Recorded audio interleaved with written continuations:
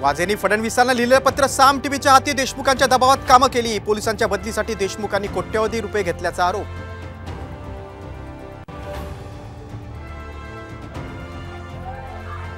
राज ठाकरेंविरोधात मराठा आंदोलक आक्रमक। धाराशिवमध्ये मराठा आंदोलक हॉटेलमध्ये घुसले। भेट नाकारल्यानं मराठा आंदोलक नाराज।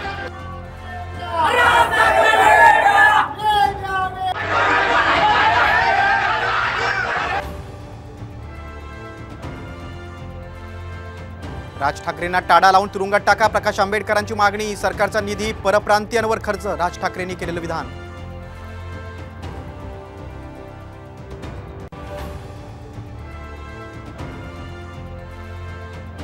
गिरणा नदीच्या पुरात अडकलेल्या 15 तरुणांच्या सुटकेचा थरार। तब्बल 15 तासानंतर लष्करी जवानांनी हेलिकॉप्टरने केली सुटका। नदीच्या काठावर सुखरूपपणे आणलं जाईल।